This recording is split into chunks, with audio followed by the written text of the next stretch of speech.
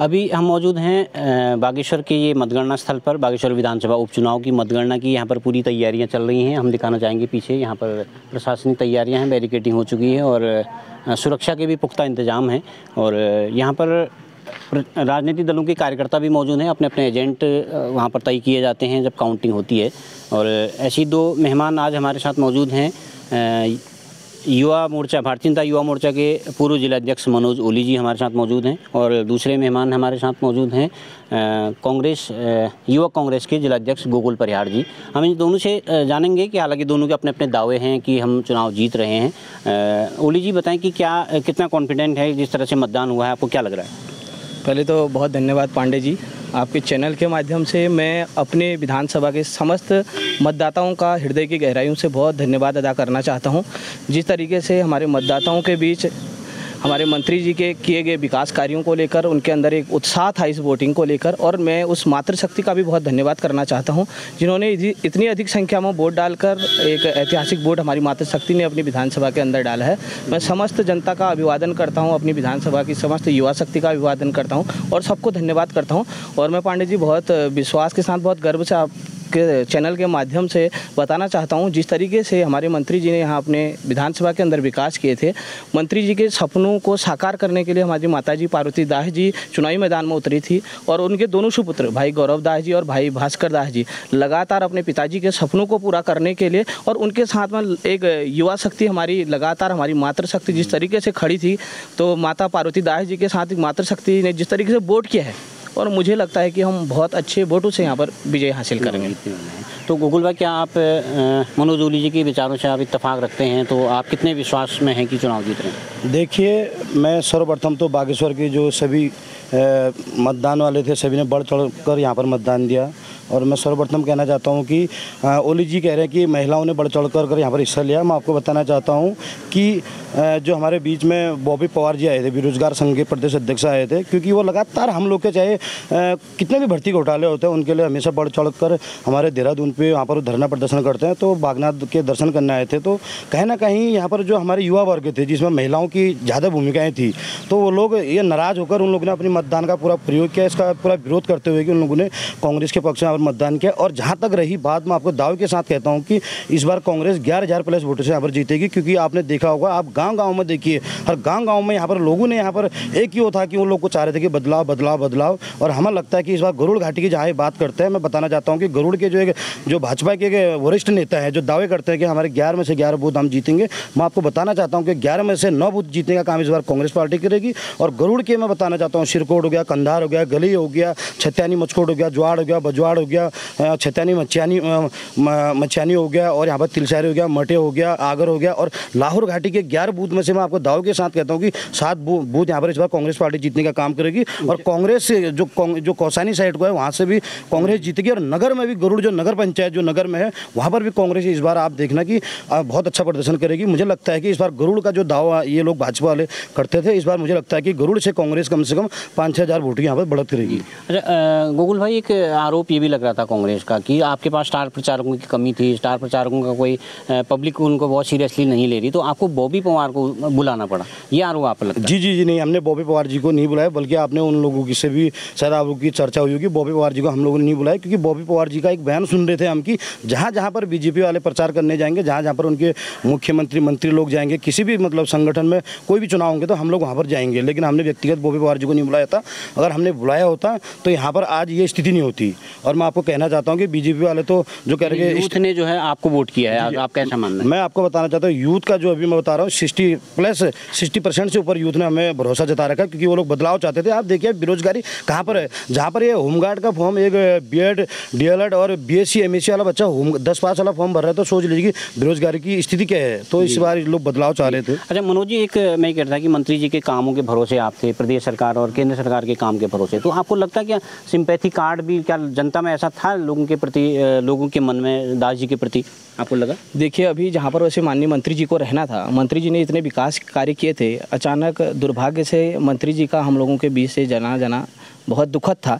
लेकिन इस वक्त में जिस तरीके से मंत्री जी ने अपने पूरी विधानसभा के अंदर, मैं तो कहूँ पूरे प्रदेश के अंदर जब से वो मंत्री बने, लगातार इतना उनका विकास कार्य था और प्रदेश के लोग जिस तरीके से लगातार मंत्री जी के कामों को देखकर कई लोग यहाँ पर आ रहे थे।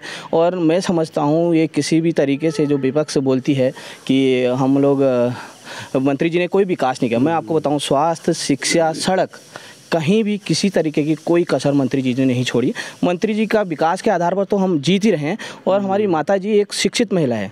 मैं आपको एक गर्व के साथ एक विषय ये भी कहता हूँ, मंत्री जी का अगर 22 साल का कहीं ये राजनीतिक लगातार 2007 से लेकर अभी तक मंत्री जी का अगर राजनीतिक सफर जो रहा है, तो उनके कंधे से कंधे मिलाकर एक शिक्षित महिला हमारी जो पार्वती दास जी भी प्रत्याशी हैं, उन्होंने भी उनके साथ कंधे से कंधा मिलाकर हमारी बागेश्वर की जनता की सेवा करने का काम माता पार्वती दास जी ने भी किया है। और लगातार मैं समझता हूँ कि अपने पति के जो अधूरे सपने रहे हैं उनको पूरा करने के लिए हमारी माता जी लगातार काम करेगी। और उसी बदौलत आज माता शक्ति ने, आप लोग देख रहे हैं जिस तरीके से हमारी माता शक्ति ने बढ़ चढ़कर इस वोट देने में अपना हिस्सा निभाया है, मैं समझता हूँ निश्चित रूप से हम बहुत अधिक अंतराल से यहाँ पर जीतेंगे। जी, अब अनुज जी, एक चीज़ आपने प्रत्याशी की बात की, तो एक प्रत्याशी की बात मैं भी देख रहा था कि आप लोगों ने एक प्रत्याशी की जो छवि है उसकी इमेज को लेके भी आपने अटैक किया, पर्सनल अटैक करना चाहा, कहीं पर उनके पत्थरबाजी वाले, या पहले मैं कांग्रेस में था फिर आम आदमी पार्टी में गया, और उस तरह के जो पुराने जो मीम्स बना के आप लोगों ने पेश किए, तो क्या ये उचित था? मतलब ये देखिए, किसी व्यक्ति की इमेज उस पर निर्भर करती है कि उस व्यक्ति का पूर्व का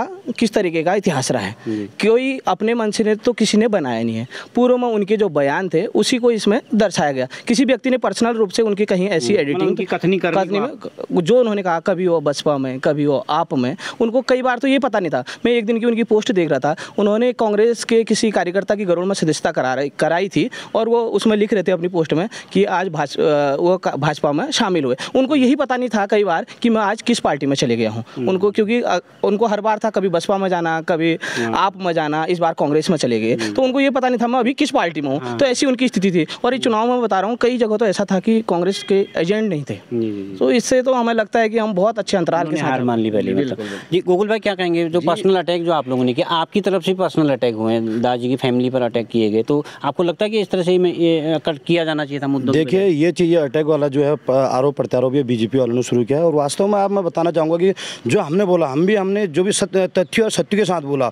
और जहाँ तक है, आपको पता है चुनाव में इन लोगों ने क्या नहीं किया, इन्होंने सरकारी तंत्रों का इतना दुरुपयोग किया। सरकार द्वारा इन लोगों ने जितने भी यहाँ प्रशासन थे उनके, हमारे कांग्रेस के एक कार्यकर्ताओं को इन लोगों ने डराने का काम किया। यहाँ तक कि कांग्रेस के कोई कार्यकर्ता कहीं दुकान पर अगर गमछा पहन के अगर कहीं अपनी जॉब कर रहा था, अपना ड्यूटी निभा रहा था, वहाँ पर भी पुलिस प्रशासन द्वारा उनको भगाने का काम किया। और जो पत्थर वाली जो बात कर रहे हैं कि एक्चुअली में इसमें यह है कि बसंत कुमार जी ने बोला था कि जो बीजेपी वाले जो बंदर बांट अभी पैसे जो बांट रहे गाँव में, प्रत्येक वोट के 2-2 हज़ार में खरीदने की कोशिश कर रहे हैं, तो उन्होंने बोला कि टोकरी में पत्थर रखना, और जो बीजेपी के कार्यकर्ता इस टाइप की हरकतें करेंगे उनको पत्थर से उनको भगाना। तो इन लोगों ने उसकी गलत मीम से बनाई, इसका हम घोर निंदा करते हैं। लेकिन जहाँ तक आपको खुद दिख जाएगा, मैं बोल रहा हूँ कि 8 तारीख को मैं आपको 100% दाव के साथ कह रहा हूँ कि आप बता दीजिए कि किस बूथ में आप जीत रहे हैं। मैं आपको बता रहा हूँ, बागेश्वर में जितने भी लोकल में बूथ हैं, हर जगह मैं बता रहा हूँ कांग्रेस अपनी बढ़त पे है। अगर एक आध बूथ में अगर कांग्रेस पीछे भी है तो उसमें 20-40 वोटों का अंतर होगा। और मैं आपको बताना चाहता हूँ, खरे पट्टी की बात करेंगे, खरे पट्टे पे भी कांग्रेस 2-2.5 हज़ार वोटों से यहाँ पर आगे जाएगी। और मैं आपको बताना चाहता हूँ कि बसंत कुमार जी वास्तव में एक ऐसे हैं कि जो विधानसभा बोलने वाले व्यक्ति हैं, जो हम लोगों की जो आवाज़ है उसको उठाने वाले व्यक्ति हैं। बाकी लोग पार्टी वाली बात करें तो दास जी भी शायद कांग्रेस से ही बीजेपी में आ रखे हैं। तो ये लोग जिस तरीके से बसंत कुमार जी पे आरोप लगा रहे हैं, एक बार अपने आप को भी देख ले, तब दूसरे को ये लोग आरोप लगाएं। मनोज जी, एक आखिरी सवाल मैं आपसे जानना चाहूँगा कि जो महंगाई, बेरोजगारी कांग्रेस ने बहुत ज़्यादा उठाया इस मुद्दे को, तो आपको लगता है कि ये कुछ प्रभाव डालेगा, कुछ वोटों की कमी करेगा बीजेपी के लिए? देखो, इस चुनाव में महंगाई, जो हम महंगाई विषय पर ये लोग बात कर रहे थे, तो महंगाई मैं समझता हूँ कोविड काल के बाद एकदम से देश की स्थिति ऐसी थी, तो ये कांग्रेस में ने तो कभी ये मुद्दा नहीं उठाया कि देश के प्रधानमंत्री ने पूरे देश में नहीं, देश से बाहर देशों को भी निःशुल्क में वैक्सीन लगाने का काम किया। हमारे कई परिवारों में, कई घरों में देश भर के अंदर राशन देने का काम करा, और तो और किसानों के खाते में 6-6 हज़ार रुपये देने का काम करा। ये तो कभी बोला नहीं। लेकिन इस समय चुनाव में कांग्रेस के पास किसी भी तरीके का कोई मुद्दा नहीं था। सिर्फ और सिर्फ मैं एक बात आपके चैनल के माध्यम से ये भी कह देना चाहता हूँ, जिस तरीके से इन्होंने के पास इस चुनाव में एक हमारी बहन वाला मुद्दा इन्होंने बहुत उससे उठाया, इनको मुझे लगता है कि कांग्रेस पार्टी के पास इस चुनाव में उसके अलावा कोई दूसरा मुद्दा नहीं था। दूसरा, बॉबी पवार को यहाँ लाना, बॉबी पवार का इस समय में इससे पहले कभी बागेश्वर आना नहीं, एकदम से चुनाव में आना भी आप समझ सकते हैं किस तरीके से उनकी जो कार्यशैली थी, उस पर भी कहीं ना कहीं हमको संदिग्ध लगता है। और दूसरा जो बहन पर हमारे आरोप लगे, मुझे लगता है कि कहीं ना कहीं इनके अंदर अज्ञानता थी। बहन को मैं आपको चैनल के माध्यम अभी तक कोई किसी तरीके का अपॉइंटमेंट नहीं मिला है, लेकिन जो भी उसका अपॉइंटमेंट हो रहा था, उसकी जो हुई थी उसकी एक बार पहले पूर्ण जानकारी इनको लेनी थी, तो उसके बाद उसके बारे में बोलना था। मैं देख रहा था इतने बड़े चुनाव में हमारी बहन, एक तरफ चुनाव चल रहा था लेकिन वो 8-9 घंटे सुबह से मैं देख रहा था वो पढ़ने में लग रही, लेकिन कहीं ना कहीं एक महिला का इस तरीके से मानसिक हरासमेंट करना भी इस समय में मुझे बहुत निंदनीय लगता है। और जिस तरीके से किसी विषय की पूर्ण रूप से जानकारी न हो, क्योंकि वो मामला था चिकित्सा बोर्ड का, इन्होंने क्वेश्चन करने थे चिकित्सा बोर्ड ने, अगर वो दोषी है हम तो आज भी खुला चैलेंज करते हैं। आपके चैनल के माध्यम से मैं पुनः कहता हूँ, हम खुला चैलेंज करते हैं, अगर हमारी बहन कहीं भी गलत है तो आप कोर्ट के शरण जाइए। और इस तरीके से किसी महिला का मानसिक रूप से उत्पीड़न करना और इस तरीके से चुनाव के माहौल पर, जिसका पिताजी में मंत्री जी पर भी कई लोग आरोप लगा रहे थे, मैंने देखा मंत्री जी के निधन के 8-9 दिनों के बाद उसका इंटरव्यू था।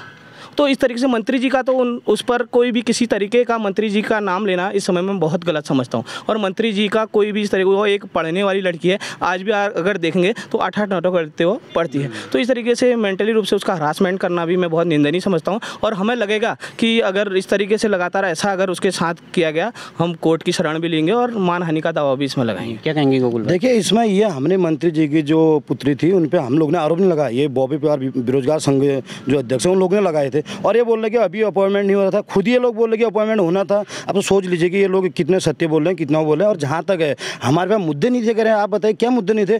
आज ये बताइए, आज हमारे गाँव का जो आंचल है वहाँ का देखिए, ना वहाँ पर पानी है, ना रास्ता है, ना पर रोड है, ना नेटवर्क है, ना कुछ है। आप बताइए क्या है हमारे पास मुद्दे। अंकिता हत्याकांड, हमारी इतनी बड़ी हमारी जो बहन थी, आज वो जॉब करने के लिए अगर किसी रिसोर्ट में जाती है बीजेपी का, वो आज तो वीवीआईपी कौन था वो, ये बताओ। हमारे पास तो ऐसे बीजेपी के खिलाफ इतने मुद्दे थे, आदमी परिवर्तन जा रहा था। मैं आपको बताना चाहता हूँ कि बागेश्वर जनपद में मैं बता चाह रहा हूँ, चाहे ग्रामीण आंचल हो चाहे लोकल में हो, यहाँ पर कोई भी विकास माननीय दादाजी के द्वारा नहीं किया था, क्योंकि उन्होंने लगातार 17 सालों से यहाँ पर नेतृत्व किया था। और मैं आपको बताना चाहता हूँ इस बार परिवर्तन होगा बसंत जी के नेतृत्व में। आप देखिए जो आने वाले जब विधानसभा में जाएंगे तो इस क्षेत्र की आवाज़ उठाने के लिए बुलंद रहेंगे। चलो ठीक है गोकुल भाई, बहुत हमसे बातचीत में बहुत धन्यवाद। थैंक यू मनोज जी, बहुत धन्यवाद। और जो परिवर्तन की बात कर रहे हैं ना, परिवर्तन अगर करना ही होता, माननीय मंत्री जी ने इतने काम किए हैं, लगातार यहाँ की जनता ने उन्हें इतना प्यार दिया है कि 4 बार विधायक बनाकर उन्हें मंत्री बनाया। और इस बार भी मैं आपको दावे के साथ कहता हूँ, हम 15,000 वोटों से यहाँ पर विजयी होंगे। धन्यवाद पांडे जी। Thank you. तो ये बहस है लगातार, ये मुझे लग रहा है कि 8 तारीख तक मतगणना तक ये बहस लगातार जारी रहेगी। डिग्री कॉलेज के मतगणना सेंटर से मैं सुरेश पांडे।